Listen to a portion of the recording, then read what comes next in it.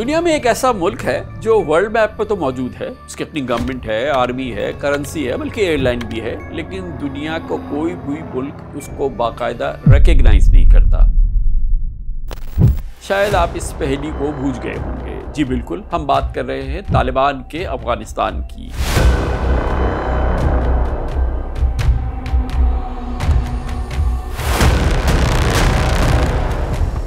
حال ہی میں ہم نے دیکھا کہ 15 اگست کو افغانستان میں طالبان کی حکومت کو 3 سال مکمل ہو گئے۔ اشرف غنی حکومت کے خاتمے اور امریکی فوجوں کے افغانستان سے نکل جانے کے بعد طالبان کا گورننس پہ مضبوط کنٹرول ہے۔ افغانستان کے چائنا، رشیا، UAE، قطر اور پاکستان سمیت کئی ملکوں سے ڈپلومیٹک کانٹیکٹس بھی ہیں، لیکن ان ملکوں نے بھی طالبان کی امارات اسلامیہ کو ابھی تک ریکگنائز نہیں کیا ہے، جس کے بعد افغانستان کے انٹرنیشنل ریلیشنز، اکانومی اور پولیٹیکل امیج پر گہرے اثر ہو رہے ہیں۔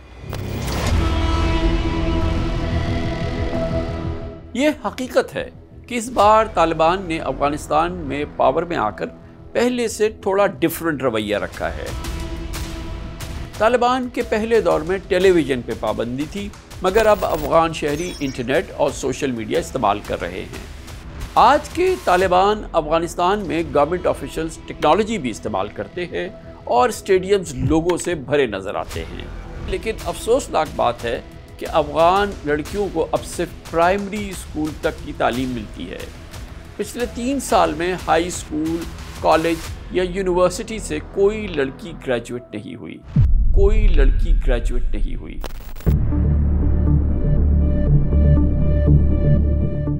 NGOs پر بھی فیمیل اسٹاف کو ٹریننگ دینے پر پابندی ہے، اور دوسری جانب ایک خبر میں ڈپلومیٹ کا دعویٰ ہے، ڈپلومیٹ اخبار نے لکھا ہے کہ افغانستان میں موجود 6800 سے زائد مدرسوں میں بچوں کو داخل کرانے پر طالبان حکومت ان کی فیملیز کو $250 دیتی ہے۔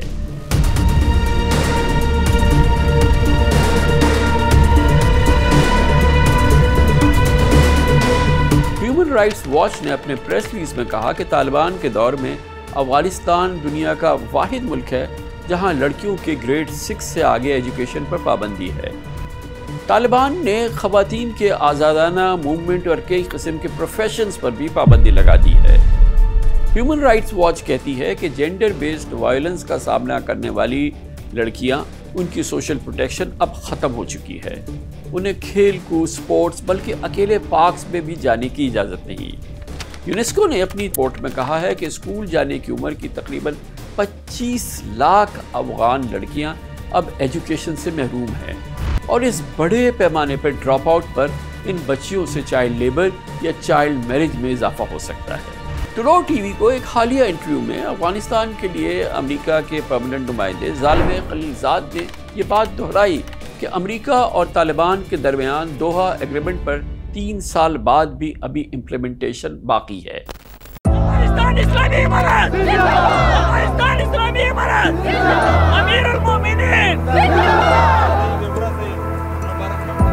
3 سال پہلے اندازہ لگایا جا رہا تھا کہ طالبان کا افغانستان ڈیفالٹ کر جائے گا، افغان اکانومی $1 کی محتاج ہو جائے گی۔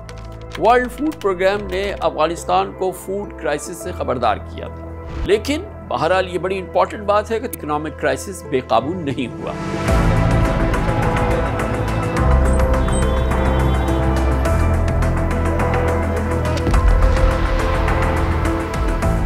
$2021 میں افغانستان کی GDP گروتھ -6 تک پہنچ گئی تھی، لیکن اس میں اب دھیرے دھیرے امپروومنٹ بھی آ رہی ہے، اور یہ بڑی امپورٹنٹ بات ہے کہ 2023 تک GDP گروتھ 4% تک بھی پہنچ گئی۔ اشرف غنی کی حکومت کے آخری دنوں میں افغانستان میں انفلیشن 20% کے قریب تھا۔ طالبان حکومت کے شروع میں مہنگائی میں بہت اضافہ ہوا، لیکن اپریل 2023 سے افغانستان میں انفلیشن یعنی مہنگائی اب نیچے جاتی جا رہی ہے، اور جون میں -5.4 ریکارڈ ہو گیا۔ گویا کہ اکنامک سچویشن پہ طالبان کی، افغان طالبان حکومت کی پرفارمنس کافی امپریسو نظر آ رہی ہے۔ 2021 میں ان امپلائمنٹ ریٹ تقریباً 40% تھا، لیکن پچھلے سال تک اس میں 15% کمی آ چکی ہے۔ 14 اگست 2021 کو امریکی ڈالر کا ریٹ $80 افغانی تھا۔ طالبان کی یعنی افغان طالبان کی حکومت سنبھالنے کے بعد افغان کرنسی چند ہفتوں میں 30% تک ڈی ویلیو ہو گئی تھی اور ڈالر 102 افغانی کا ہو گیا تھا، لیکن اب یہ ریٹ کم ہو کے 70 افغانی ہو گیا ہے۔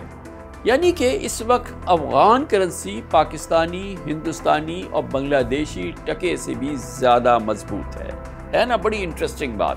2022 میں افغان ایکسپورٹس تقریباً $2 بلین کے قریب تھی، جو کہ 20 سال کی بلند ترین لیول پر پہنچ گئی ہیں۔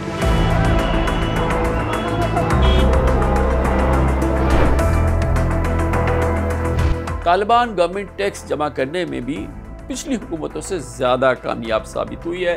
ریونیو کلیکشن بھی بڑی امپریسو رہی ہے۔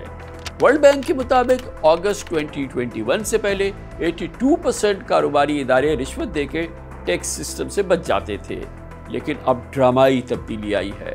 اب رشوت دے کر ٹیکس سے بچنے والوں کی تعداد صرف 10% رہ گئی ہے۔ یہ بھی ایک بہت ہی پازیٹیو چیز ہے افغانستان کے طالبان میں۔ اکانومی میں کسی حد تک کی بہتری کے باوجود طالبان کا افغانستان امریکہ، یورپی یونین، ورلڈ بینک، IMF اور انٹرنیشنل ڈونر سے محروم ہے۔ مڈل ایسٹ سے بھی واضح مدد کے اشارے نہیں ملتے۔ نہ جانے کیوں افغانستان کے سینٹرل بینک کی ویب سائٹ پہ فارن ریزروز کے نمبر ہمیں نہیں ملتے ہیں۔ طالبان حکومت کے 3 سال بعد بھی افغانستان کے فارن ایسٹس فریز ہیں۔ افغانستان کی تجارت کا دار و مدار پاکستان سے ٹرانزٹ ٹریڈ پر ہے، یا وہ اپنی ضرورت پوری کرنے کے لیے چین اور روس کی طرف دیکھتا ہے۔ بروکنگز کی ایک رپورٹ کے مطابق چین نے افغانستان کو belt and road initiative project میں شامل تو کیا ہے، لیکن اشرف غنی حکومت کی طرح طالبان بھی چائنیز انویسٹمنٹ کی کمی سے مایوس نظر آتے ہیں۔ اسی رپورٹ میں بتایا گیا ہے کہ چین نے افغانستان میں مائننگ کا 15 سال سے لائسنس لے رکھا ہے، لیکن جولائی 2024 میں بھی اس پروجیکٹ کو شروع کرنے کے بجائے 10ویں بار اس کو ایکسٹینڈ کر دیا گیا ہے۔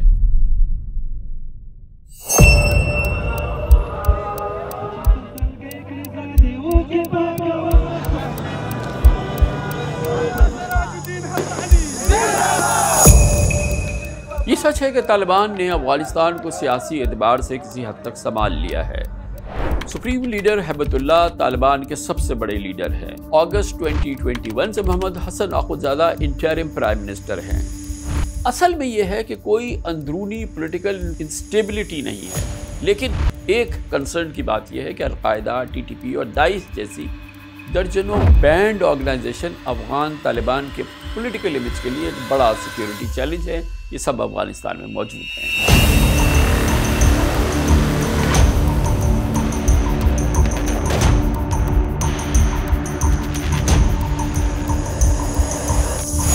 طالبان حکومت میں ہی امریکی ڈرون حملے میں القاعدہ کے سربراہ ایمن الظواہری کی ہلاکت ہوئی اور کالعدم TTP کے سینئر کمانڈر عمر خالد خراسانی بم دھماکے میں مارا گیا۔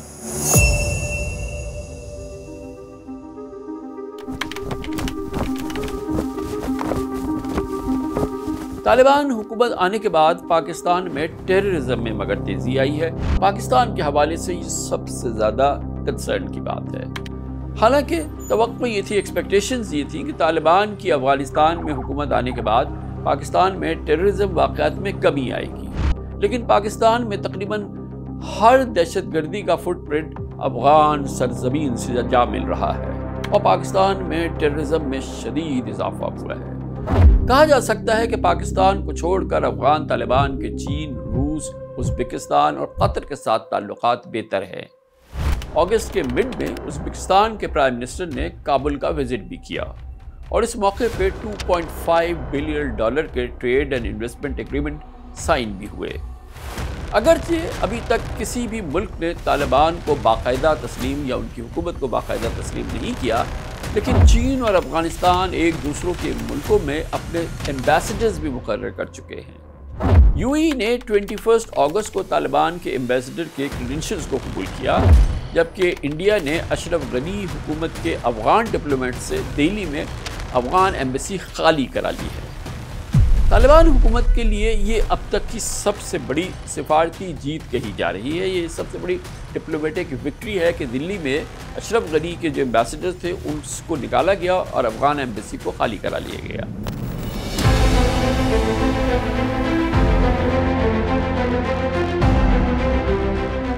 पिछले साल मई से 3 साल के वक्फे के बाद आरियाना अफगान एयरलाइंस काबुल से शिनकियांग फ्लाई कर रही है। टर्किश एयरलाइंस ने भी 3 साल बाद अफगानिस्तान में अपनी फ्लाइट्स बहाल कर दी हैं, रिस्टोर हो चुकी हैं। तालिबान की मुसलसल कोशिश है कि यूनाइटेड नेशन में अफगानिस्तान की पुरानी पोजीशन पे मौजूदा हुकूमत को मिल जाए और इस तरह से यूनाइटेड नेशंस में तालिबान अफगान हुकूमत की पोजीशन इस्टेब्लिश हो जाए। तालिबान एडमिनिस्ट्रेशन के स्पोक्स पर्सन ज़बीहुल्लाह मुजाहिद का दावा है कि तकरीबन 40 मुल्क ऐसे हैं, 40 कंट्रीज़ हैं जिनके काबुल में कायम एम्बेसीज या कॉन्सुलेट आज भी काम कर रहे हैं। वाशिंगटन के नियर ईस्ट इंस्टीट्यूट पॉलिसी के मुताबिक तालिबान के डेलीगेशंस ने अगस्त 2021 से 92 कंट्रीज़ के नुमाइंदों से 1000 यानी कि 1800 से ज़ायद मुलाकातें की हैं, जिनमें सबसे ज़्यादा meetings China, Turkey, Iran, Qatar और पाकिस्तान के साथ हुई है। गोया कि कहने को तो तालिबान को रिकग्नाइज किसी ने नहीं किया है किसी मुल्क ने, लेकिन एक वास्ट उनका नेटवर्क काम कर रहा है और तालिबान के अंडर, अफगान तालिबान के अंदर इकॉनमी यकीनन प्रॉस्पर कर रही है, बेहतर नज़र आती है और इसके साथ साथ ही लॉ एंड ऑर्डर की सिचुएशन भी जो पिछली हुकूमतें थी उसके मामले में बेहतर हो गई। All in all Afghan Taliban में एक मिक्स सिचुएशन है, मगर सबसे बड़ी खबर वहाँ पे लड़कियों पे, ख़वातीन की तालीम पर, उनकी एक्टिविटीज़ पर जो पाबंदी है, शायद ये सबसे ज़्यादा सबसे बड़ा कंसर्न है।